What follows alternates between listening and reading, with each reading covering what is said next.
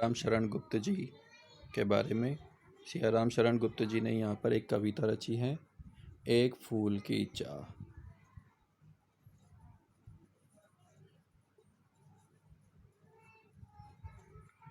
एक फूल की चाह के अंतर्गत हम देख सकते हैं, देखिए, एक फूल की चाह गुप्त जी की एक लंबी और प्रसिद्ध कविता है। प्रस्तुत पाठ उसी कविता का एक अंश मात्र है। पूरी कविता छुआछूत की समस्या पर केंद्रित है। कौन सी समस्या पर? छुआछूत की समस्या पर।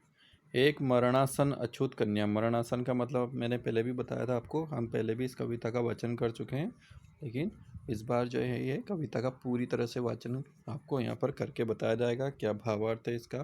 ठीक है, तो मरणासन का मतलब होता है जिसकी मृत्यु निकट होती, अर्थात जो मरने वाला होता है। ठीक है, उसे बोलते हैं मरणासन। मरण धन आसन, अर्थात जिसकी मृत्यु समीप हो, जो मरने वाला होता है। तो एक मरणासन अछूत कन्या के मन में यह चाह उठी कि काश देवी के चरणों में अर्पित किया हुआ एक फूल, उसे क्या चाहिए था, एक एक फूल चाहिए था। ठीक है, उस फूल को वो लेना चाहती थी। ठीक है, तो एक फूल लाकर कोई उसे दे देता। कन्या के पिता ने बेटी की मनोकामना पूरी करने का बीड़ा उठाया। वह देवी के मंदिर में जा पहुंचा, देवी की आराधना भी की, पर उसके बाद वह देवी के भक्तों की नज़र में खटकने लगा। मानव मात्र को एक समान मानने की नसीहत देने वाली देवी के सवर्ण भक्तों ने उस विवश, लाचार, आकांक्षी मगर अछूत पिता के साथ कैसा सलूक किया? क्या वह अपनी बेटी को फूल लाकर दे सका? यही कविता का मार्मिक अंश ही बताएगा। एक फूल की चाह। देखो, उद्वेलित कर अश्रु राशियां हृदय चिताएं धतका कर, महामारी प्रचंड हो फैल रही थी इधर उधर। क्षीण कंठ मृत वत्साओं का करुण रुदन दुर्दान नितान, भरे हुए था निज कृष्णरव में हाहाकार अपार अशान। देखिए, जिस प्रकार वर्तमान समय में जो है एक महामारी चल रही है, कोरोना महामारी, जो जिससे पूरा विश्व ही आहत है, ठीक उसी प्रकार पहले जो है कुछ महामारी जो उस समय भी प्रचलित हुई थी, तो वो बहुत भयंकर रूप उसने धारण कर किया हुआ था। तो उस समय क्या है कि जो है एक साथ कई व्यक्तियों की मृत्यु होने पर जो है एक साथ जो जब की चिताएं जल रही थी, तो उससे क्या हुआ कि मन, तो हृदय चित्ताएं धतका कर, अर्थात ऐसे हृदय में क्या है, उन चिताओं को देख करके उनका हृदय भी क्या है, जल उठता था। उद्वेलित कर अश्रु राशियाँ, और जो मर चुके थे उनके सगे संबंधियों को आंखों में जो अश्रु राशियाँ, यानी एक आंसू नहीं था बल्कि अनेकों आंसू, अर्थात आंसू की धाराएं बह रही थी। महामारी प्रचंड हो फैल रही थी इधर उधर, और उस समय जो है बहुत भयंकर महामारी के रूप में सभी जगह फैल रही थी। क्षीण कंठ मृत वत्साओं का करुण रुदन दुर्दान नितान। क्षीण कंठ अर्थात, और कंठ यानी गले से आवाज़ भी नहीं निकल पा रही थी। जिनके सगे संबंधी जो है मृत्यु को प्राप्त हो चुके थे, उनके सभी सगे संबंधियों के रो रो कर उनका इतनी दुर्दशा खराब हो गई थी कि उनके कंठ से अर्थात गले से आवाज़ भी नहीं निकल रही थी। भरे हुए था निज कृष्णरव में हाहाकार अपार शान। सभी जगह हाहाकार मचा हुआ था, सभी जगह त्राहिमाम, सभी जगह मृत्यु का साक्षात दर्शन किए जा रहे थे। ठीक है, बहुत रोकता था सुखिया को न जा खेलने को बाहर। देखो, यहाँ पर जो है एक सुखिया है, जो एक पिता की जो है लड़की है, उस सुखिया के लिए कहा गया है कि बहुत रोकता था सुखिया को न जा खेलने को बाहर। नहीं खेलना रुकता उसका, नहीं ठहरती पल भर, लेकिन वो जो है खेलना नहीं रुकता उसका, वो खेलती रहती कि मैं तो जो है सभी संबंधियों के साथ में ज़रूर खेलूँगी। जो भी बच्चे होते हैं वो घर में जो है नहीं टिकते हैं, बल्कि वो बाहर जाकर खेलते हैं। तो उस समय जो है पिता को एक प्रकार की चिंता होती है कि वो बाहर जाएगी तो वह महामारी उसे चपेट में ले लेगी। ठीक है, मेरा हृदय कांप उठता था बाहर गई निहार उसे। जैसे ही वो बाहर जाती थी मैं उसे निहारता और मेरा हृदय भी कांप उठता, अर्थात मुझे बहुत भयंकर चिंता होती। यही मनाता था कि बचा लूँ किसी भांति इस बार उसे, और मैं यही मनाता था कि कैसे न कैसे इस जो है जब भी ये बाहर जाए मैं उसी मौके पर इसे बाहर जाने से बचा लूँ। भीतर जो डर रहा छिपाए हाय वही बाहर आया, अर्थात अब उसे महामारी ने चपेट में ले लिया। किसको? सुखिया को। सुखिया को महामारी ने चपेट में ले लिया। तो इस पंक्ति का आशय है कि सुखिया जो है उस महामारी की चपेट में आ गई। एक दिवस सुखिया के तनु को ताप्त तप्त मैंने पाया, अर्थात उसने ज्वर से पीड़ित उसको पाया। उसको क्या होने लग गया था? ज्वर यानी बुखार जिसे बोलते हैं, फीवर। ठीक है, ज्वर में विवल हो बोली वह, और जब बुखार से वो पीड़ित थी तो वो बोली, क्या जानूं किस डर से डर मुझको देवी के प्रसाद का, मुझे किस में क्या, मुझे पता नहीं है कि डर क्या है क्या नहीं है, लेकिन मुझको देवी के प्रसाद का एक फूल ही दो लाकर, मुझे देवी के प्रसाद के रूप में क्या ला के दो? एक फूल ला कर दो। ठीक है। क्रमशः कंठ क्षीण हो आया, शिथिल हुए अवयव सारे। क्रमशः कंठ क्षीण हो आया, शिथिल हुए अवयव सारे। बैठा था नव नव उपाय की चिंता में मैं मन मारे, अर्थात मुझे सभी जगह जो है निराशा ही निराशा विद्यमान नजर आ रही थी। इसलिए मेरा कंठ क्षीण हो गया और मेरे अंग सारे शिथिल हो गए, अर्थात थकान। जिस प्रकार हमें ये हमारे मन में ये विचार आता है कि अब कोई चारा नहीं है और ये हमारा इतना नुकसान हो गया है, तो हमारे सारे अवयव यानी पूरा शरीर जो है वो क्या हो जाता है? शिथिल हो जाता है, सारे अंग ढीले हो जाते हैं। ढीले से मतलब हम निराशावादी हो जाते हैं। जान सका न प्रभात सजग से, हुई अलस कब दो, कब सवेरा हुआ और कब जो है अलस, अलस मतलब आलस्य रूपी दोपहरी आ गई। स्वर्ण घनों में कब रवि डूबा, और जब जो है सायकाल हुआ तो स्वर्ण घन यानी कहते हैं ना पूरी लालिमा छा जाती है सुनहरी, तो सुनहरे बादलों में कब रवि यानी सूर्य डूब चुका था। कब आई संध्या गेरी, और कब संध्या जो है शाम वो क्या हो गई? रात में तब्दील हो गई। ठीक है। सभी ओर दिखलाई दी बस अंधकार की ही छाया, छोटी सी बच्ची को ग्रसने कितना बड़ा तिमिर आया। तिमिर का मतलब यहाँ काल से है, मृत्यु से है। तिमिर का मतलब यहाँ अंधकार यानी अंधेरा, अंधकार यानी अंधेरा यानी काल, मृत्यु का काल वो आया। तो सभी ओर दिखलाई थी बस अंधकार की छाया जो दिखाई दे रही थी, अर्थात निराशा ही निराशा सब जगह दिखाई दे रही थी। छोटी सी बच्ची को गसने, अर्थात छोटी सी बच्ची के प्राण हरने के लिए कितना बड़ा महामारी के रूप में तिमिर आया, अर्थात अंधकार छाया। ऊपर विस्तृत महाकाश में जलते से अंगारों से, ऊपर जब आकाश की तरफ देखते थे तो वहाँ जलते हुए अंगारों से प्रतीत होते थे। क्या? झुलसी सी जाती थी आंखें जगमग जगते तारों से। जो आकाश में तारे जगमगाते थे ऐसा लगा था जैसे उस समय जो निराशावादी थी, तो हमारे मन में ऐसा लग रहा था जैसे आकाश जो है पूरी अग्नि को झुलसाकर उसमें जो छोटे छोटे तारे हैं वो अग्नि के अंगारों के समान है, जिससे हमारी आंखों को वो झुलसा रहे थे। देख रहा था जो सुस्थिर हो नहीं बैठती थी क्षण भर। मैं देख रहा था कि जो एक जगह भी सुस्थिर अर्थात एक जगह विद्यमान नहीं बैठती थी, चुप भी नहीं बैठती थी क्षण भर बिल्कुल भी।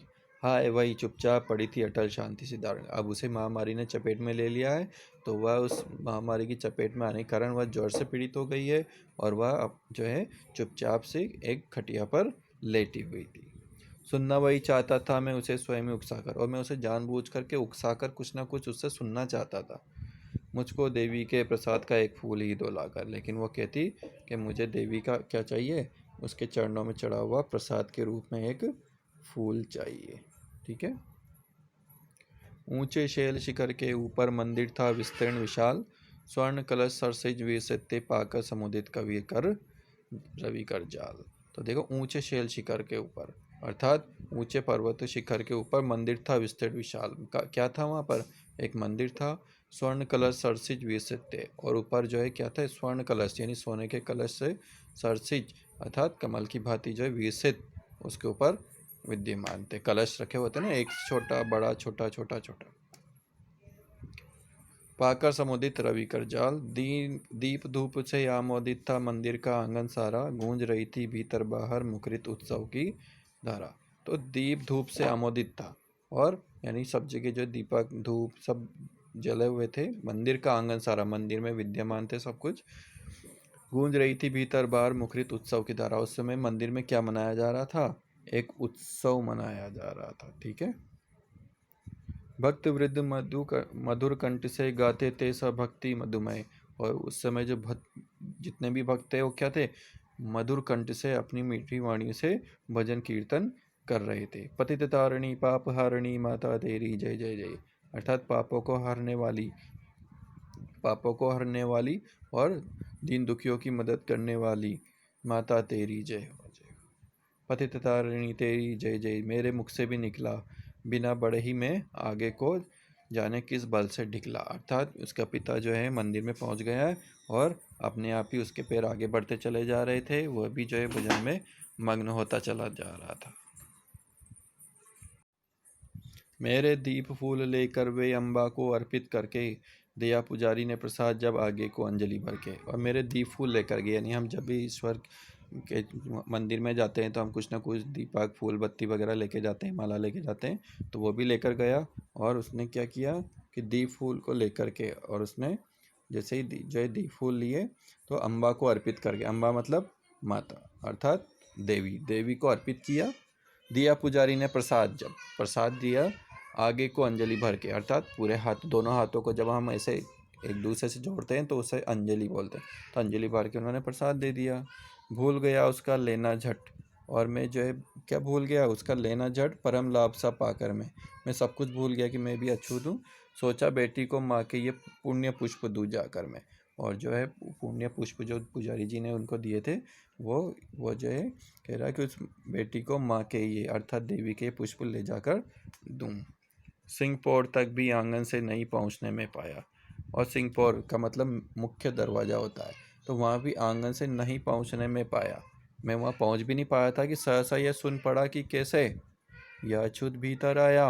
अचानक किसी ने जो है आवाज़ के रूप में निकाला, अरे देखो ये अछूत जो है भीतर कैसे आ गया, पकड़ो देखो भाग न जावे, बना धूर्त यह है कैसा, साफ स्वच्छ परिधान किए है भले मानुषों के जैसा। और देखो ये कितना धूर्त है, कितना चालाक है, साफ सुथरे का परिधान पहनकर आ गया, भले मानुष हो जैसा, अर्थात कोई भला मानुष हो, जबकि ये तो अछूत है। पापी ने मंदिर में घुसकर किया अनर्थ बड़ा भारी, ये पापी है, इसने मंदिर में घुसकर पाप किया है, बहुत बड़ा अनर्थ कर दिया है, कलुषित कर दी है मंदिर की चिरकालिक शुचिता सारी। और इस मंदिर की जो परंपरा चली आ रही थी उसे इसने कलुषित कर दिया, इसने इस मंदिर को जो है पूरी पवित्रता को नष्ट कर दिया। क्या मेरा कलुष बड़ा है देवी की गरिमा से, लेकिन एक पिता जो है अपने मन में कह रहा है कि क्या मेरा कलुष बड़ा है, क्या मेरा ये पाप बड़ा है देवी की गरिमा से भी, किसी बात में हूँ मैं आगे माता की महिमा के भी, कि मैं भी अपने मन में सच्ची श्रद्धा रखता हूँ इस देवी के प्रति, तो जो है माता के प्रति गरिमा मेरे मन में भी है। माँ के भक्त हुए तुम कैसे खर के यह विचार खोटा, तुम माँ के भक्त कैसे हो सकते हो, यह विचार तुम्हारे मन में कैसे आया खोटा। माँ के सम्मुखी माँ का तुम गौरव करते हो छोटा, क्या तुम माँ को ही जो नीचा दिखाने की कोशिश कर रहे हो। कुछ न सुना भक्तों ने झट से मुझे घेर कर पकड़ लिया, लेकिन वो मेरी बात सुनने वाले नहीं थे, उन्होंने मुझे चारों तरफ से घेर लिया, मुझे घेर कर पकड़ लिया, मार मार कर मुक्के घूसे दम से नीचे गिरा दिया। मुझे चारों तरफ से जो है घेर कर मुझे पकड़ लिया और मार मार कर मुक्के घूसे, अर्थात मुझे बहुत बुरी तरीके से पीटा और दम से नीचे गिरा दिया। मेरे हाथों से प्रसाद भी बिखर गया, और जो मुझे हाथों में जो पुजारी जी ने जो प्रसाद दिया था वो भी नीचे बिखर गया था। हाय अभागी बेटी मुझ तक कैसे पहुंच सके अब, हाय अभागी बेटी अब ये तुझ तक कैसे पहुंचे। न्यायालय ले गए मुझे वे 7 दिवस का दंड विधान, और न्यायालय ले गए तो वहाँ भी मुझे 7 दिन का कारावास की सज़ा सुनाई गई। मुझको हुआ था मुझसे देवी का मान अपमान, मुझको हुआ था मुझसे मुझसे हुआ देवी का अपमान हुआ था जाने अनजाने में। मैंने स्वीकृत किया दंड हुआ, शीश झुकाकर चुप ही रहा, चुपचाप खड़ा रहा, और मैंने उस हर्ष स्वीकार कर लिया। उस असीम अभियोग दोष का क्या उत्तर देता क्या हुआ, और मैं उसका उत्तर भी क्या देता अगर मैं बोलता दूँ, लेकिन वहाँ मेरी बात कोई मानने वाला नहीं था। 7 रोज ही रहा जेल में, या कि वहाँ सदियाँ बीती, अविशान बरसा करके भी आंखें तनिक नहीं रही थी। और 7 रोज तो वहाँ पर ऐसे बीते जैसे कोई 7 सदियाँ बीत गई हों, ठीक है, यानी एक एक पल एक एक समय जो है उसे बहुत बड़ा लग रहा था। दंड भोग कर जब मैं छूटा पैर न उठते थे घर को, जैसे ही मैं सज़ा पूरी करके और जब आया तो मेरे पैर न उठते थे, मतलब मैं घबरा रहा था अपने घर वापस जाने को, पीछे ठेल रहा था, कोई कोई मुझे पीछे वापस जाने के लिए अपने आप अपने मन से ठेल रहा था। भय जर्जर तनु पंजर को, और उस शरीर को जो अब जर्जर हो चुका है, अर्थात बुढ़ापा आ गया है। पहले किसी लेने मुझको नहीं दौड़ कर आई हुआ। पहले तो मैं जब भी आता था तो वो दौड़ कर आ जाती थी, लेकिन आज वह लेने मुझे नहीं आई।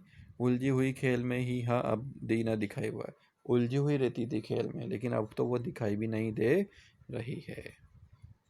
उसे देखने मरघट को ही गया दौड़ता हुआ वह। मेरे परिचित बंधु प्रथम ही फूंक चुके थे उसे वह। और मैं उसे जो है दौड़ता हुआ मरघट यानी शमशान घाट में गया दौड़ता हुआ। तो मेरे परिचित बंधु अर्थात जो मेरे परिचित थे भाई बंधु, उन्होंने ही उसे जला चुके थे, अर्थात वो मर चुकी थी। बुझी पड़ी थी चिता वहाँ पर धाती, छाती धधक उठी मेरी। और उसकी चिता को देखकर मेरे हृदय पर इतना बड़ा वज्र गिर चुका था, अर्थात दुखों का पहाड़ टूट चुका था। हाय फूल सी कोमल बच्ची हुई राख की थी डेरी। वह एक फूल सी कोमल सी बच्ची जो अब राख की डेरी में बदल चुकी थी। अंतिम बार गोद में बैठी तुझको ले न सका मैं, हाँ एक फूल माँ का प्रसाद भी तुझको दे न सका मैं। हाँ, अंतिम बार भी मैं तुझे अपनी गोद में नहीं बिठा सका। और मैं जो तूने जो मुझसे एक याचना की थी, प्रार्थना की थी कि मुझे देवी के प्रसाद के रूप में एक फूल ला कर दें, उसे भी मैं तुझे नहीं दे सका। तो इस प्रकार से हमने देखा कि एक फूल की चाह जो है यहाँ पर, एक फूल जो है चाहिए था, उस फूल को भी वो पिता लाकर नहीं दे सका। क्यों? क्योंकि सबसे बड़ी और भयंकर समस्या उस समय थी वो थी अछूत। ठीक है, जो हमारे संविधान के अनुच्छेद 17 यानी आर्टिकल 17 में उल्लेखित किया गया है अछूतों के लिए। तो इस कविता का आपको पुनः भावार्थ अपने मन से इसका अभ्यास करना है।